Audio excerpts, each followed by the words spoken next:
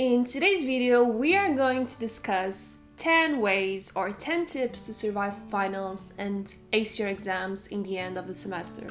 I know that many of you are finishing college right now and you really need to get those good grades in your final exams, so I thought it would be quite interesting to discuss 10 ways to better your grades and improve your final results.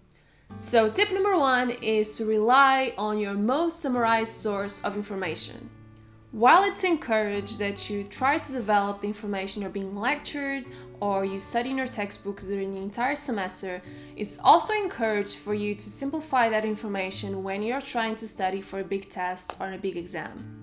Basically, the reasoning here is that during the semester you should do this more in-depth kind of study, and during your exams you should be able to master all of the material, all of the concepts, all of the topics, and be able to quickly change between them without losing the grasp of the material.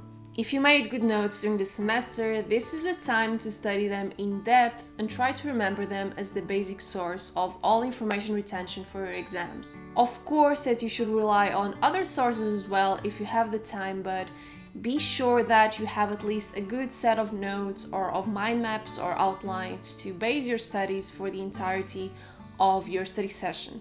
Tip number 2 is to stay true to your optimal productivity schedule. I actually talked about this a lot in a video that was published a couple of weeks ago. I think it was titled, "You don't have to wake up early to be a productive person."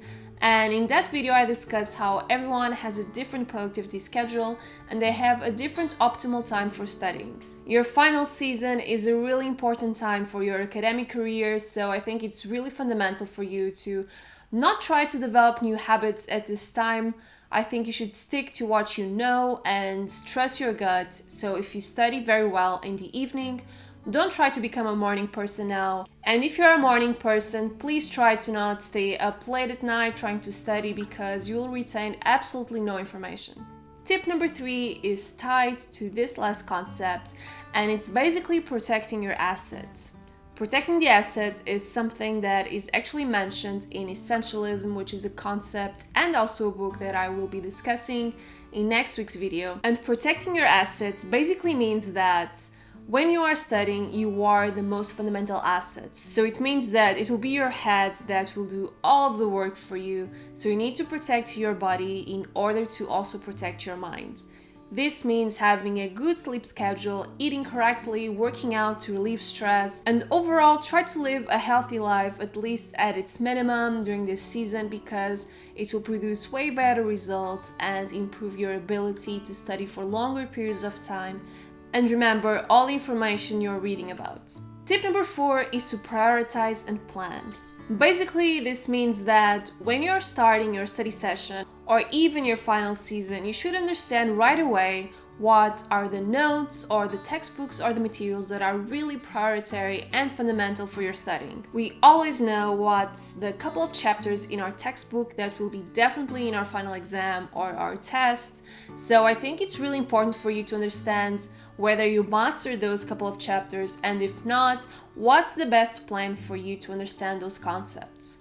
Even if you can't compromise to the point of studying until you know 100% of the information lectured during the semester, at least you know that those chapters that will be covered in the final exam are well studied and you feel comfortable with solving questions on those topics. At the same time, it's really important for you to schedule your study sessions prior to your final season and also plan and prepare for all the different kinds of materials you need to address, everything you need to study, all the textbooks you need to rent, and overall just gain the ability to prepare for the unexpected and make sure that you cover all the points in your syllabus or in your initial plan for the semester. Another thing that's really important is to have thorough and entertaining breaks between study sessions. Maybe picking up your phone and scrolling through social media or watching some random YouTube video like this one will not be enough for you to feel fully rested and entertained. So if you know there's a certain type of activity that relaxes you and makes you feel happy and makes you have fun,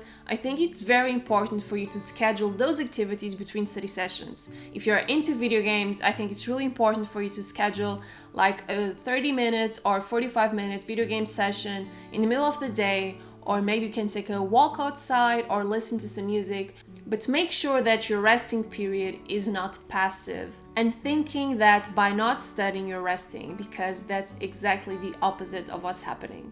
Also, if you are a visual learner, this is a time to ditch your notes and summaries and go for mind maps. When I say this, of course, I'm not meaning that you should stop reading your notes and summaries from your semester or from any past study sessions, but maybe it's not the time to produce any more study materials. If you definitely have to write down ideas and key concepts, I advise you to write down mind maps. These are way simpler because they are free-form and they basically allow you to connect the dots. You can understand how different topics, concepts, and definitions work, how they interact and overlap, and what are the relationships between them. I can tell you for sure that drawing mind maps helped me have some of my best grades when I actually had to cram for tests or exams and I didn't master the entirety of the study materials, and having mind maps nearby really helped me make a better job out of it. Another thing that's really important is for you to compound knowledge instead of strictly dividing it. Usually when people plan for study sessions, they try to divide a chapter per day or a chapter per study session, and then the group of those chapters divided by study session is considered to be the final result of their planning for that exam. However, there's a big problem in doing that in that way, because when you're just dividing the chapters per day and you're not trying to rework the past chapters or revise the past material in the following day, you're basically just dividing your attention between different topics and not understand how they interact between each other, as well as not focusing on remembering things that you've learned in the past. That's why I think that it's very important to study new material, but also scheduling like a 30-minute session or 1-hour session per day to review all the material you've learned in the past. This way you understand if there are gaps in your knowledge, if there's some concept you did not understand, and it basically allows you to correct your own expectations of your knowledge, and it also allows you to create a buffer in case something unexpected happens, so you are sure that when the big day arrives, you're effectively covered in all aspects of your materials. In that sense, another tip I can give you is to try to go beyond your basic study materials. Even if your professor recommends a certain textbook or a certain set of notes, I think it's fundamental for you to go beyond that. It gives another depth to your answers, it also allows you to perceive the same subject in a completely different way, and that change in perspectives will be really valuable for you to understand the concept under a new light, and that will reflect in your answer and give it way more quality and depth. Tied to this concept is another tip, and that is finding a study buddy. And I have a very particular approach to this one because I'm absolutely positive that not any study buddy will be the best fit for you. For instance, in my case, I think I have a very specific way of working and I have a very specific study ethic. And when I was in law school, I had this very particular friend that had the exact same work ethic as I did. And we got along very well. We shared notes, we studied together, but it was the only person who was able to do that with me because I felt that I did not feel comfortable at all studying with any other person. So I think that it's really fundamental for you to find someone who functions in the same way as you do. And if you don't find that person, that's perfectly fine. There's other things similar to that you can do on your own. And I think that one of the best tips I can give you if you are in that kind of situation is to mock a presentation when you are trying to explain to someone some part of the material that you don't understand very well, and you can film that or record that or even do it without any of those devices. And I think that speaking out loud will be very important for you to retain information better.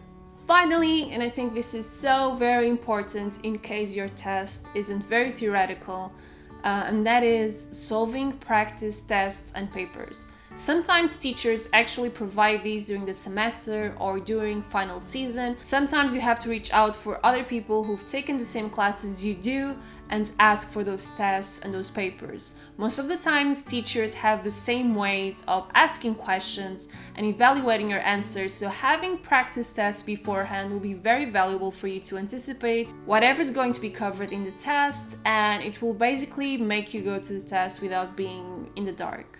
Also, if you need more in-depth tutoring or explanations on specific classes or topics or skills you need to develop for your finals, you can check out today's sponsor, Skillshare, that has a library with over 25,000 classes in dozens of different categories. And the best thing is that you can actually have access to all of those classes for free for 2 months. Skillshare is an online learning community that can help you build new skills, develop new strategies, and learn more about anything you feel curious about. Skillshare's portfolio includes productivity and business masterclasses, tutorials on how to work with different types of software, language classes, art and design courses, and so on. But if you're watching this video because you want to ace your exams, you'll probably want to watch their classes on how to read better, how to develop your study skills, boost your language fluency, or even watch their complete mind mapping course. Premium membership gives you unlimited access to all those incredible classes, so there's no individual payments required.